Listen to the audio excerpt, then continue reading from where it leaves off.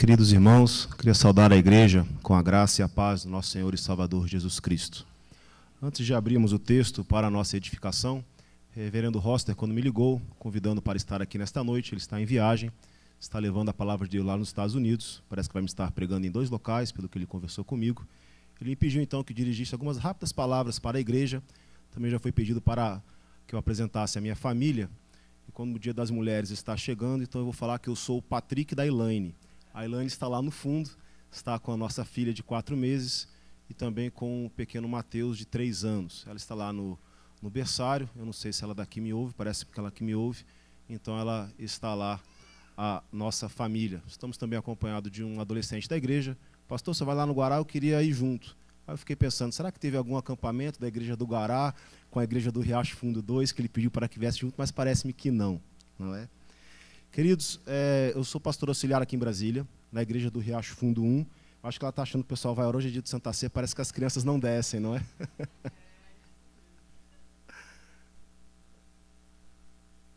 Que bom as crianças vindo à casa de Deus, aqui aprendendo para louvar e crescendo nos caminhos do Senhor. Que Deus abençoe a vida das nossas crianças.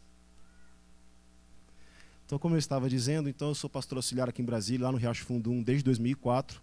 Deus me chamou para o ministério em 1998, quando eu ainda cursava o curso fazia odontologia.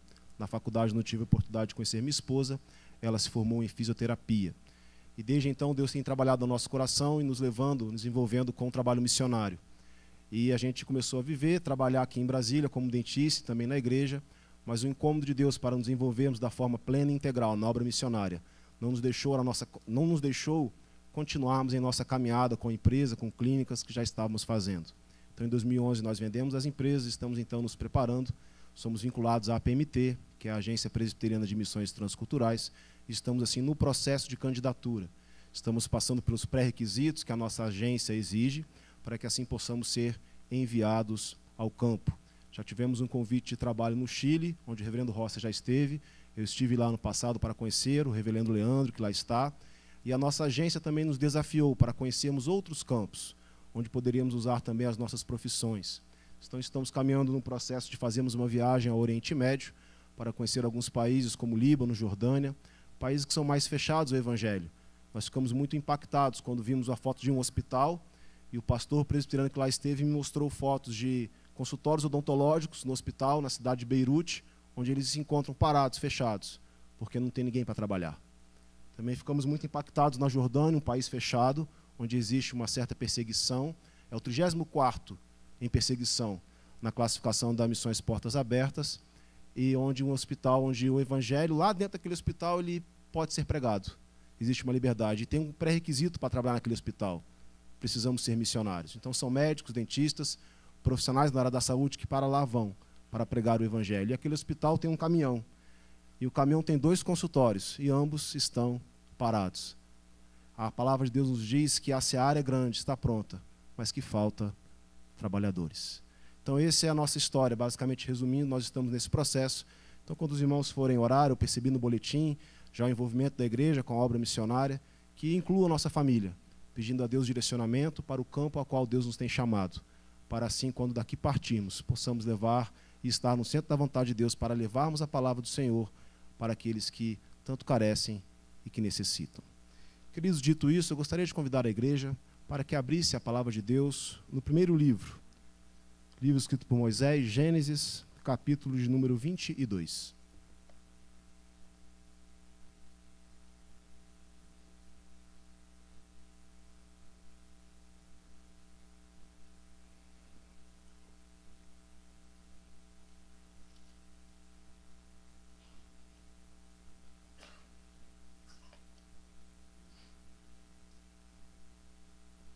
Gênesis 22.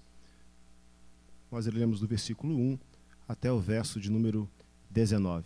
Gostaria de convidar a igreja, aqueles que puderem, para que mais uma vez nos coloquemos em pé para realizarmos essa leitura de forma responsiva.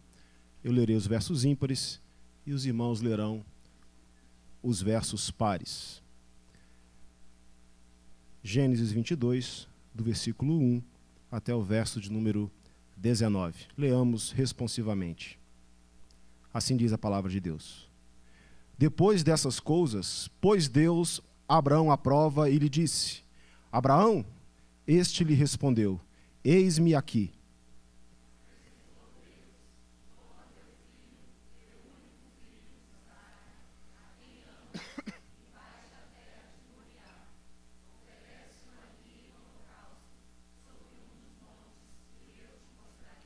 Levantou-se, pois, Abraão de madrugada, e tendo preparado o seu jumento, tomou consigo 2 dos seus servos e a Isaque, seu filho.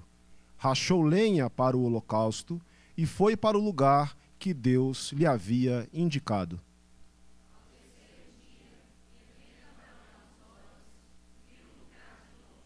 Então disse a seus servos: Esperai aqui com o jumento. Eu e o rapaz iremos até lá, e, havendo adorado, voltaremos para junto de vós.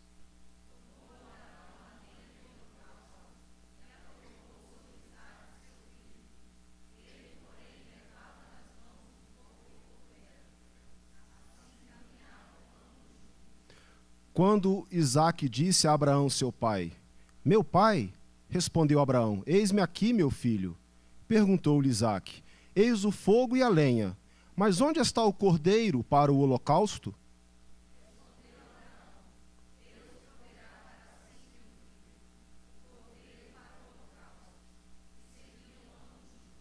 Chegaram ao lugar que Deus lhe havia designado. Ali edificou Abraão um altar, sobre ele dispôs a lenha, amarrou Isaque, seu filho, e o deitou no altar, em cima da lenha.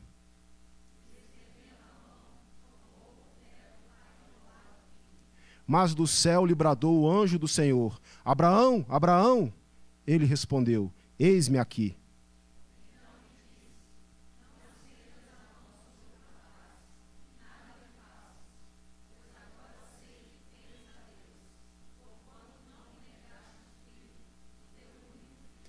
Tendo Abraão erguido os olhos, viu atrás de si um carneiro, preso pelos chifres entre os arbustos. Tomou Abraão o carneiro e o ofereceu em holocausto em lugar de seu filho.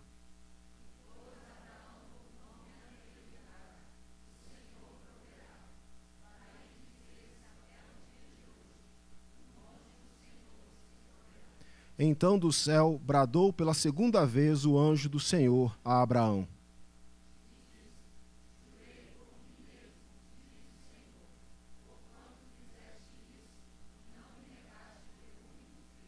que deveras te abençoarei, e certamente multiplicarei a tua descendência como as estrelas dos céus e como a areia na praia do mar. A tua descendência possuirá a cidade dos seus inimigos.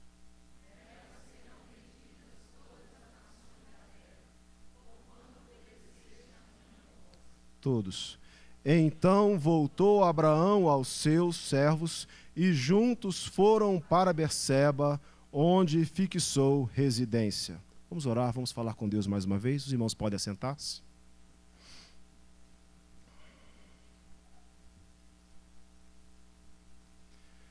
Deus bendito, Pai Santo, acabamos de ler a Tua palavra. Ela é viva, eficaz, poderosa. Tua palavra não volta para ti vazia, mas faz aquilo que o Senhor designa, aquilo que o Senhor deseja para as nossas vidas.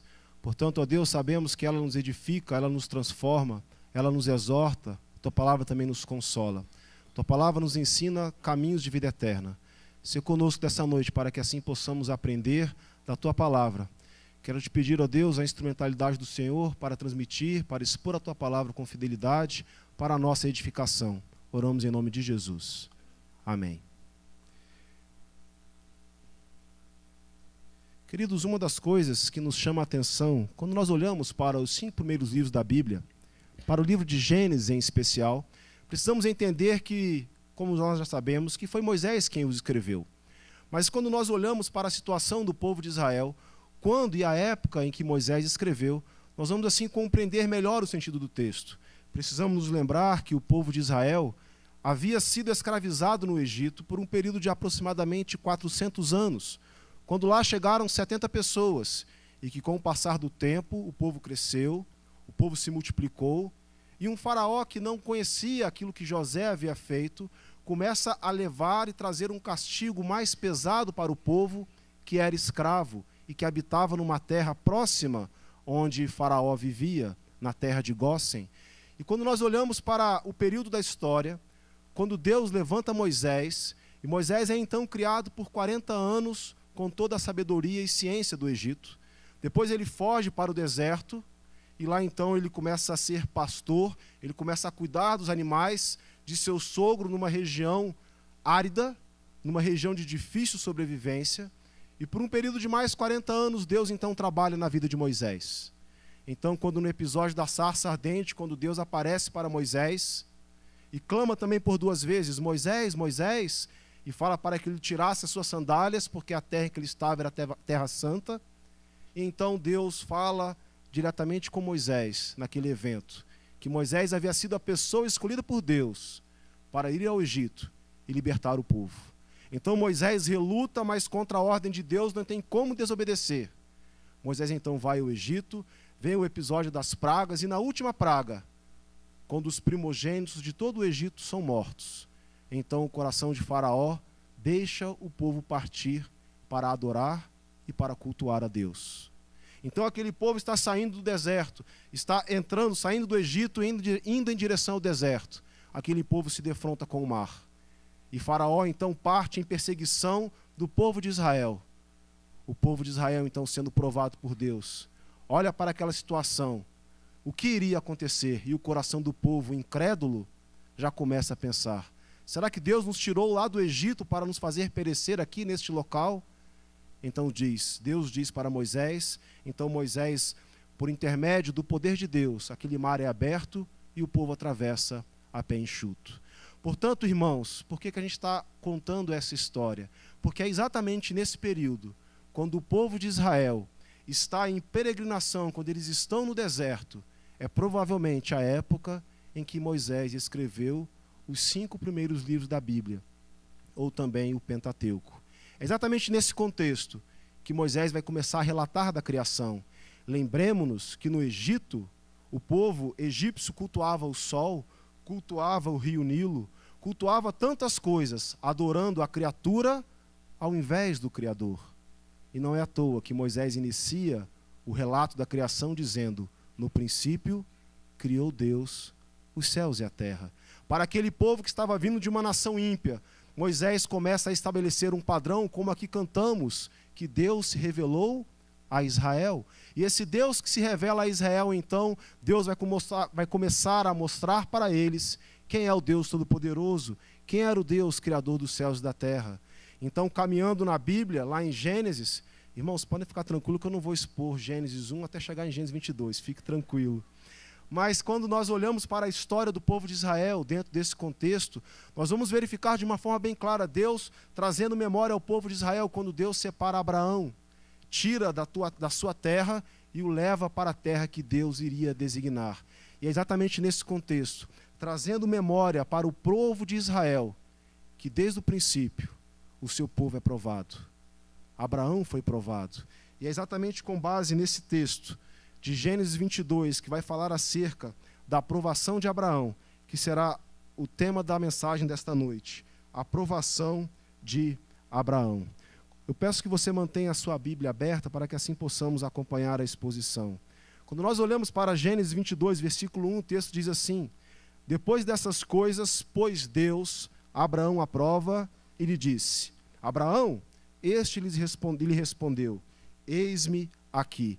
Queridos, é interessante que Moisés aqui ele faz uma inversão, colocando o verbo antes do sujeito de quem iria promover a ação, quando ele coloca: pois Deus Abraão à prova, para dar uma ênfase de quem seria o responsável por aquela prova. Era o próprio Deus, o Senhor dos Exércitos, aquele que havia criado todas as coisas, aquele Deus que havia se revelado a Israel. Então Deus vai pôr Abraão à prova. E, queridos, Abraão responde de uma forma muito positiva, quando ele vai dizer para Abraão, quando ele vai dizer para Deus: eis-me aqui. Colocando então toda a sua disposição de servir a Deus, sabendo que seria provado e ainda não sabia o que ele iria ter que fazer. Mas ele tem o seu coração disposto para fazer aquilo que Deus iria pedir para ele. Temos que entender também, queridos, que a aprovação, ela vem de Deus, diferentemente da tentação, que é o diabo que anda como um leão ao nosso redor para nos devorar e fazer com que nós cedamos, pequemos e assim desobedeçamos à palavra de Deus. A aprovação vem do Senhor. A tentação é o inimigo quem nos tenta. Deus a ninguém pode tentar. Por isso, queridos, dessa forma nós vamos encontrar a aprovação a qual Deus vai colocar para Abraão. O versículo 2 nos diz: acrescentou Deus: toma teu filho, teu único filho Isaque, a quem amas, e vai-te à terra de Moriá. Oferece-o ali em holocausto, sobre um dos montes que eu te mostrarei. Queridos, se nós formos recordar rapidamente qual tinha sido a história para que Abraão e Sara tivessem tido esse filho chamado Isaque, ambos já velhos, não tendo mais a condição pela forma natural de terem filhos, Deus aparece para eles e dá uma promessa, que eles teriam um filho e que aquela nação, a sua descendência iria se multiplicar. E numa situação logo seguinte, algum tempo depois, Deus aparece para Abraão e pede para que Abraão sacrificasse aquele filho. Não era apenas sacrificar o filho de que veio da sua mulher amada Sara, mas assim também extinguir praticamente toda a promessa que Deus havia feito, porque Deus havia prometido um herdeiro e que dele a sua família, a sua geração iria crescer. E Deus agora pede para que Abraão sacrificasse o seu filho. Interessante que o texto destaca dizendo: toma teu filho, teu único filho Isaque, a quem amas. O amor do pai para com o filho. Aqueles que são pais podem compreender isso de uma forma mais plena, de uma forma mais completa, que um pedido desse seria um duro golpe no coração de qualquer um de nós. Confesso, queridos, que eu não queria ter ouvido essas palavras de Deus, pedindo que eu sacrificasse o meu próprio filho. Quantos de nós aqui, pais, também poderiam dizer da mesma forma? Deus corrige o filho que ama, Deus nos ama e Deus cuida de nós. Estamos debaixo das asas do Senhor. Queridos, esse cuidado paternal de Deus para com os seus filhos é uma coisa incrível que parece como muitas vezes nós estamos caminhando com os nossos filhos, como que num shopping, por exemplo, e que por uma fração de segundos os nossos filhos sorrateiramente entram no meio da multidão e nós olhamos como que preocupados, querendo saber onde o meu filho foi, ou até mesmo dentro da igreja. Quando no término do culto estamos em confraternização, conversando uns com os outros, e olhamos para o nosso filho, e cadê o filho? Cadê a nossa filha? Rapidamente ele está no meio do povo, caminhando, e nós perdemos os nossos olhos. É certo, queridos, que numa viagem eu vi algo que muito me intrigou, eu não vi isso no Brasil ainda. Como que uma coleirinha que amarra no filho, e a criança e o pai saem como se fosse, assim, a impressão que me tive é como se fosse um animal de estimação, não é? É claro que eu nunca vi isso, mas é uma forma de ter um cuidado. Não vai perder nem um segundo, só se rebentar aquele elástico, aquele material que une. E por uma fração de segundo nós perdemos o contato com os nossos filhos. Ficamos preocupados. Queridos, Deus não perde, nem por uma fração de segundo, o cuidado para com o seu povo, o cuidado para com os seus filhos. Deus não se descuida, Deus não dorme, Deus sempre está atento a todas as nossas necessidades e às nossas dificuldades. Deus coloca para Abraão, teu filho Isaque, a quem amas, um amor especial, um amor único, um amor que não tem igual, um amor de pai. O que significaria para Abraão a quebra da sua descendência? A semente de Abraão, o filho da promessa, encerraria pelas mãos do próprio pai. Significaria morte para a família, uma catástrofe na vida familiar. Naquele contexto, lá em Israel, lembremos de que quando Agar, a outra mulher de Abraão, a escrava que foi colocada para que ele pudesse ter um filho, ela ficava caçoando que Sara ainda não tinha e ela tinha um filho, era uma coisa muito forte. E agora então Deus pede esta prova, único filho, teu único filho Isaque, a quem amas. Interessante, queridos, como Deus coloca isso para Abraão. Ele começa dizendo, teu único filho, teu filho Isaque, a quem você amas.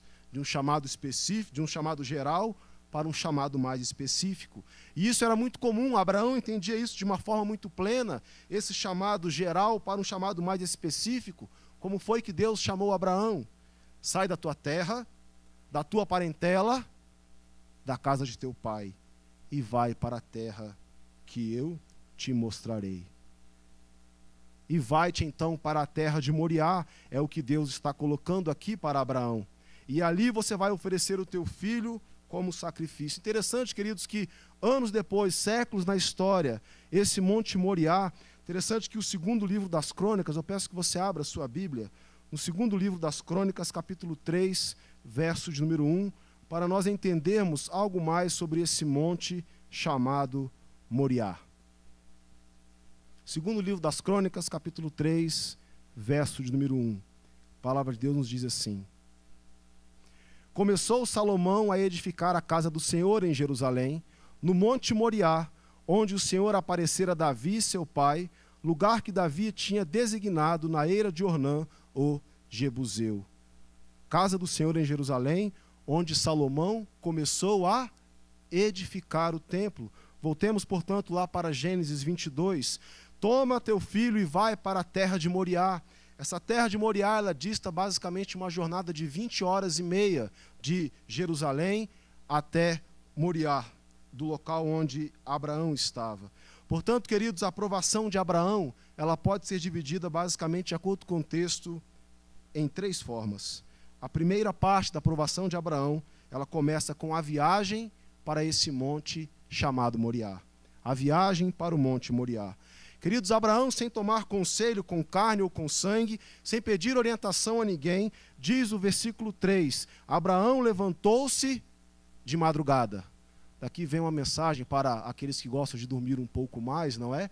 Abraão levantou-se de madrugada, para cumprir uma ordenança de Deus, para estar disposto a fazer aquilo que Deus o havia ordenado. E não era uma ordem simples, era uma ordem de sacrificar o seu filho. Abraão então começa a sua jornada para obedecer, e no terceiro dia, indo em direção ao Monte Moriá, caminhando essas 20 horas, não existe, queridos, nenhum relato de uma conversa entre Abraão e seu filho. Quase um dia de jornada. E quão angustiante deve ter sido para Abraão essa caminhada para o monte chamado Moriá. E no versículo 3 ainda, a disposição de Abraão em servir a Deus, o texto continua dizendo que ele levanta de madrugada, prepara o seu jumento, toma consigo 2 dos seus servos e a Isaque, seu filho. O texto continua e diz que Abraão rachou lenha. Não era um rachar lenha como que raiva, como que batendo e quebrando a madeira para levar para o sacrifício revoltado com Deus. Não, era obedecendo aquilo que Deus estava pedindo, aquilo que Deus havia ordenado. Abraão, então, amarrou e preparou para partir. Interessante, queridos, que nessa caminhada para o Monte Moriá, Abraão vai preparar um jumento para levar o seu filho a quem ele sacrificaria. Interessante que vai ser o mesmo animal que lá na frente, no Novo Testamento, Cristo vai usar para entrar em Jerusalém montado num jumentinho.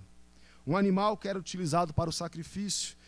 Interessante, queridos, que quando nós olhamos para esse caminhar, para aquilo que Deus estava fazendo por intermédio de Abraão, nós vamos perceber que Abraão não vai reclamar, Abraão não vai colocar, não, Senhor, não me peça isso. Abraão não chegou nem ao ponto de dizer, se possível, passa de mim este cálice.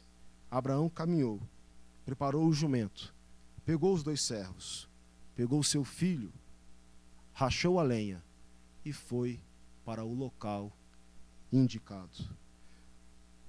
Gênesis 22, verso número 5, o texto continua dizendo e nos fala assim: Então disse aos seus servos, esperai aqui com um jumento, eu e o rapaz iremos até lá, e havendo adorado, voltaremos para junto de vós.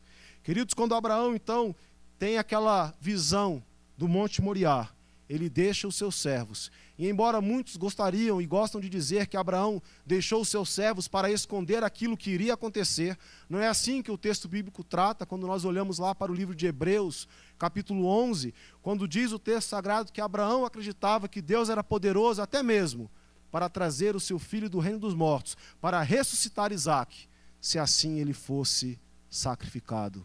Um homem de fé que estava disposto a obedecer a Deus, independente daquilo que ele iria fazer. Portanto, dessa forma, queridos, a aprovação de Abraão que do versículo 3 até o verso número 5 nos retrata a viagem para o Monte Moriá. Do versículo 6 até o verso de número 14, o texto nos fala da caminhada para o Monte Moriá. E esta caminhada vai envolver basicamente dois aspectos distintos: o preparo do sacrifício e o cordeiro do sacrifício. Queridos, a partir do versículo número 6, nós vamos ver então essa caminhada de Abraão em direção ao Monte Moriá. Diz o texto sagrado: tomou Abraão a lenha do holocausto e a colocou sobre Isaque, seu filho.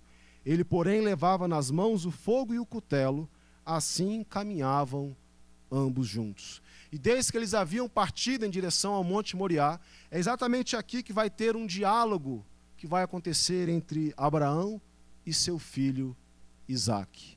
Interessante, queridos, que Isaque era quem estava carregando a lenha. Era Isaque quem estava carregando a madeira que iria ser utilizada para o seu holocausto, conforme a ordem de Deus. Agora, irmãos, uma das perguntas que talvez nenhum pai gostaria de ouvir naquele contexto. Versículo 7, Isaque pergunta para o pai. Isaque disse a Abraão, seu pai: meu pai. Respondeu Abraão: eis-me aqui, meu filho. Então Isaque pergunta: eis o fogo e a lenha, mas onde está o cordeiro para o holocausto? Onde está o cordeiro para o holocausto? Queridos, aqui, nós como brasileiros que gostamos muito de dar um jeitinho para muitas coisas, é verdade que na maioria das vezes o jeitinho acaba sendo pecado, é verdade, mas quando nós olhamos para o contexto aqui que está escrito, Abraão não encontra um jeitinho. Abraão não diz para o filho: eu não sei. Nem tampouco Abraão disse que ele e seu filho era o cordeiro. Como um homem que teme a Deus e que tem sabedoria, a resposta de Abraão é a seguinte: Deus proverá para si, meu filho, o cordeiro para o holocausto. Que resposta sábia de um homem que é temente a Deus, que estava caminhando para obedecer a Deus, mas tinha plena fé em seu coração, conforme o escritor aos Hebreus registrou, que Abraão acreditava que Deus poderia trazer o seu filho dentre os mortos, poderia ressuscitar Isaque, se assim Deus quisesse fazer. Queridos, então eles continuam a caminhada. Continuam essa caminhada para o local que Deus havia designado. E no versículo 9, então, eles chegam no local do holocausto. Chegaram ao lugar que Deus lhe havia designado. Ali edificou Abraão um altar, sobre ele dispôs a lenha. Amarrou Isaque, seu filho, e o deitou no altar, em cima da lenha. Queridos, se até aqui esse instante, Isaque não tinha a consciência de quem seria o cordeiro, quando o seu pai o pega e o amarra em cima da lenha, podemos dizer sem sombra de dúvida que ali a ficha de Isaque caiu. Ali ele havia entendido que ele era o cordeiro, que ele seria sacrificado. E no versículo 10, a palavra de Deus nos diz: e estendendo a mão, tomou o cutelo para imolar o filho. Queridos, por essa palavra cutelo, um instrumento que era utilizado para esse objetivo de fazer esse sacrifício, era um material preparado, pronto para dar um golpe fatal.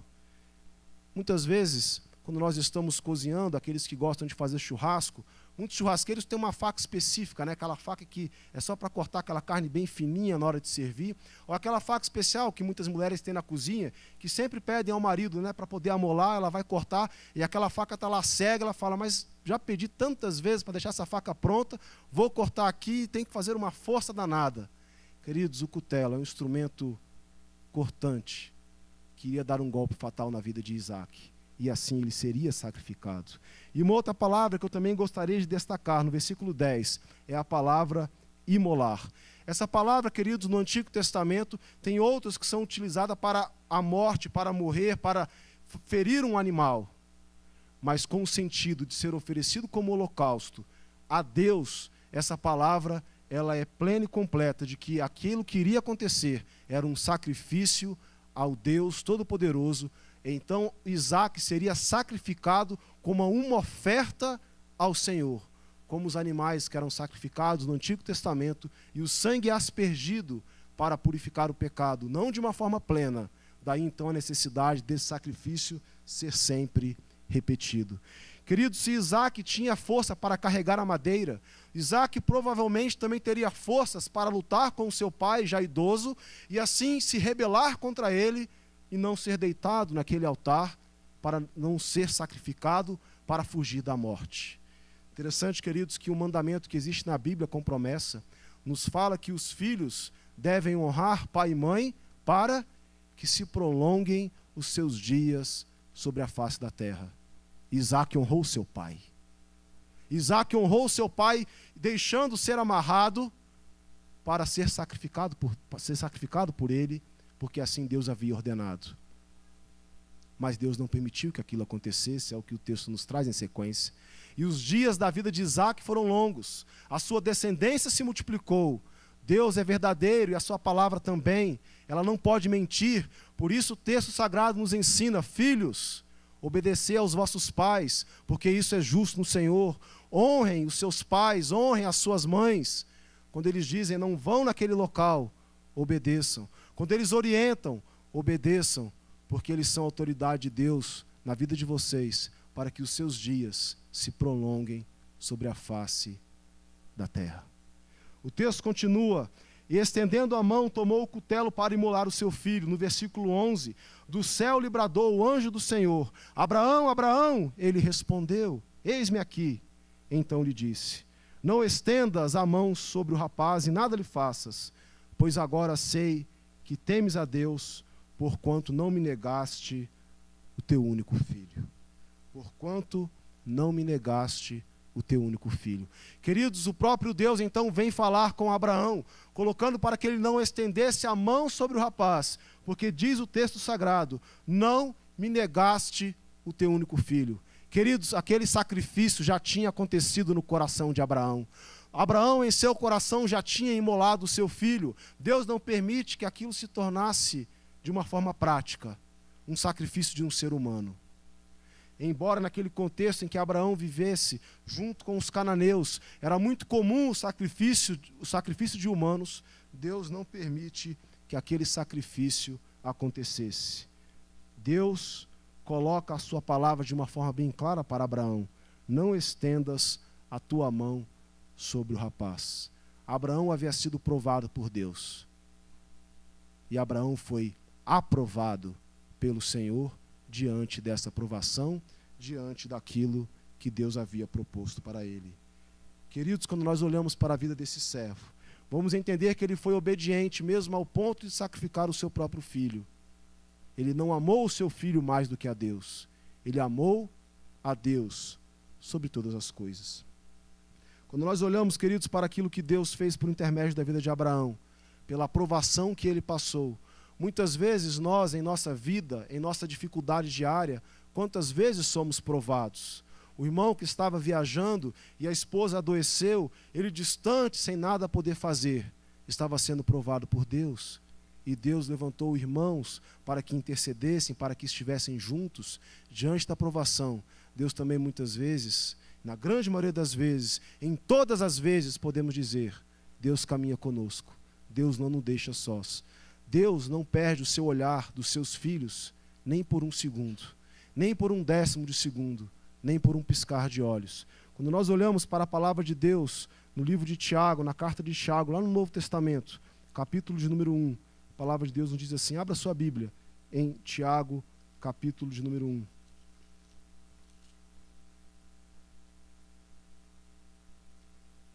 Tiago, capítulo de número 1, a partir do verso de número 2. Meus irmãos, tende por motivo de toda alegria o passardes por várias provações, sabendo que a provação da vossa fé, uma vez confirmada, produz perseverança. A provação da vossa fé, uma vez confirmada, produz perseverança. E, queridos, essa perseverança de fato também foi manifesta na vida de Abraão, quando até aqui nós aprendemos que a aprovação de Abraão, o texto foi dividido: em primeiro lugar a viagem até o Monte Moriá, em segundo lugar a caminhada até o Monte Moriá, e em terceiro e último lugar, após a aprovação, vem a perseverança, conforme registrou Tiago. E de fato essa perseverança também vai ficar clara na vida de Abraão, quando no versículo 15 a palavra de Deus diz assim: Então do céu bradou pela segunda vez o anjo do Senhor a Abraão, e disse: jurei por mim mesmo, diz o Senhor, porquanto fizeste isso e não me negaste o teu único filho, que deveras te abençoarei, e certamente multiplicarei a tua descendência, como as estrelas do céu, como a areia na praia do mar. A tua descendência possuirá a cidade dos seus inimigos. Parecia que aquela promessa de Deus de dar um filho e a descendência de Abraão se multiplicar, parece que ela encerraria no sacrifício de Isaque. Deus havia aprovado Abraão, mas Abraão passou por aquela aprovação. E a palavra de Deus nos diz que após a aprovação vem a perseverança, vem a alegria, vem o amor a Deus renovado. Quantas provações nós passamos em nosso dia a dia, quantas dificuldades nos acometem. Com certeza, para construir este templo, eu estive aqui ano passado, quando a palestra daqueles americanos foi aqui ainda no templo ao lado, estive aqui e as provações pela qual os irmãos passaram, com certeza, foram muitas, não só financeiramente, mas de discussão, em obra, fazer aquilo ali, aquilo lá. Quantas provações nos vêm? E nós vamos caminhando. Estava aqui conversando com um licenciado, quando a luz da igreja ficou sem luz, ele pensou: nossa, será que o senhor vai pregar sem luz? Estávamos aqui conversando, e eu lembrei-me de um licenciado em nosso presbitério, como você, só que no sermão de prova dele, ele estava com a anotação, não estava com o iPad, que teria luz natural. Quando a luz acabou, aquele irmão foi provado, e ele me perguntou: e como foi o sermão? Ele parou? Eu falei assim: não, ele continuou, foi no escuro e pregou, e foi aprovado. É claro que não foi aprovado apenas pelo fato de ter pregado no escuro, não é? Ele passou e foi aprovado porque pregou de fato um sermão expositivo, um sermão bíblico, e edificou assim todo o presbitério que lá estava reunido. Foi uma aprovação. Cada um de nós temos as nossas dificuldades, as nossas provações, o nosso caminhar diário. Aqui temos aflições, de fato é verdade, senão Cristo não teria anunciado que nós aqui teríamos aflições. Mas Cristo venceu o mundo. Cristo caminhou neste mundo como nós. Cristo não julgou com usurpação o ser igual a Deus. A si mesmo se esvaziou, assumindo a forma de servo, para morrer na cruz em nosso lugar.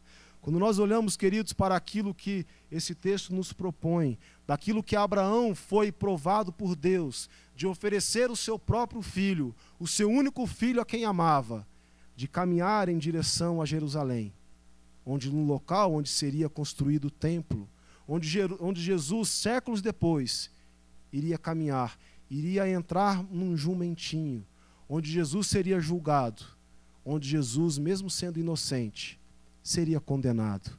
Jesus carregaria a sua cruz para o Gólgota, para o lugar da sua crucificação, e lá Jesus morreria por nós, como o Cordeiro de Deus, para morrer em nosso lugar. Quando nós voltamos, queridos, para aquilo que Moisés estava relatando para o povo de Israel, que estava lá ouvindo tudo aquilo que Deus estava falando por intermédio do servo, preparando o povo de Israel para a caminhada durante os 40 anos no deserto, o povo de Israel seria aprovado muitas vezes, e por muitas vezes o povo de Israel não foi aprovado por Deus. Quando eles estavam ao sul da terra prometida, na cidade chamada Cades Barneia, e quando os espias são enviados para olhar a terra, 2 de lá voltam e dizem: podemos conquistar a terra, e os outros 10, covardemente, não acreditam que Deus daria vitória. Então o povo, diante daquela provação, quando eles veem homens grandes na terra, eles desistem porque não confiaram em Deus, e a consequência vem: o povo peregrinou 40 anos no deserto, até que então, depois de todo esse período, Deus vai levar o povo a conquistar a terra prometida. Quantas vezes aquele povo sendo provado, e lembremos-nos que eles tinham acabado de passar pelo momento da 10ª praga, quando o cordeiro foi sacrificado, o sangue foi passado nos umbrais da porta, e quando o anjo do Senhor veio e feriu todo o primogênito do Egito de morte, e o povo de Israel não teve nenhum ferido. Quando eles estavam com o mar vermelho à sua frente, o exército de Faraó atrás, o mar se abre, o povo passa a pé enxuto, depois o mar se fecha e do povo de Faraó todo perece naquele mar. Eles haviam experimentado tudo isso. Eles estavam com fome, Deus mandou o maná. O povo estava com sede, da rocha saiu água. O povo sendo provado a todo instante. E parece que o povo não acreditava no Deus que os havia chamado, no Deus que os havia escolhido. Como lemos aqui em Isaías, que é as coisas que existem nesse mundo, a ilha, que são tudo isso diante do poder de Deus? O que são as estrelas diante do poder de Deus? O que é a natureza diante do poder de Deus? É Deus quem controla, é Deus quem dirige todas as coisas. E muitas vezes com uma pequena dificuldade no serviço, de relacionamento, uma pequena prova que passamos, já queremos desistir da igreja, vamos mudar de igreja, não vamos olhar mais para aquele irmão, pequenas dificuldades. E muitas vezes nós não sabemos como passar pelas provações que Deus nos dá. Olhemos para Cristo, o autor e consumador da fé, porque depois da provação, o texto diz que vem a esperança. E essa esperança também veio na vida de Abraão, aquele homem que com certeza havia ficado preocupado da sua descendência se extinguir. Ele tem essa promessa renovada, uma promessa que já havia sido feita em Gênesis 15, em Gênesis 17, e que depois da provação, para produzir a esperança no coração de Abraão, o texto diz: deveras te abençoarei, e certamente multiplicarei a tua descendência como as estrelas do céu e como a areia na praia do mar. A tua descendência possuirá a cidade dos seus inimigos. Naquele contexto em que o povo de Israel iria passar por muitas dificuldades, Deus então traz lembrança por intermédio de Moisés àquele povo que eles seriam provados, mas que eles tinham que ter esperança, porque a vitória deles é certa. Queridos, nós, num contexto tanto tempo depois, também somos provados por Deus, mas em Cristo Jesus a nossa vitória é certa. Em Cristo Jesus seremos provados, mas nele nós somos mais que vencedores. Abraão, na sua caminhada, ele não chegou a dizer por nenhum instante: passa de mim esse cálice. Mas com certeza, se Abraão estivesse no Gólgota, quando Cristo foi pregado na cruz, quando o próprio Deus encarnado morreu em nosso lugar, quando Deus sacrificou o seu Filho, o Cordeiro Santo do Senhor, como registrado nos Evangelhos, o Cordeiro de Deus, que tira o pecado do mundo. Se Abraão lá estivesse, ele poderia ter dito: o pai desse amou o seu povo. O pai de Cristo amou o povo de Israel. E o Israel de Deus hoje é a igreja. Portanto, Deus nos amou e entregou o seu Filho, para que todo aquele que nele crê não pereça, mas tenha a vida eterna. Que Deus assim nos abençoe. Curve os seus olhos, vamos orar, vamos falar com Deus mais uma vez.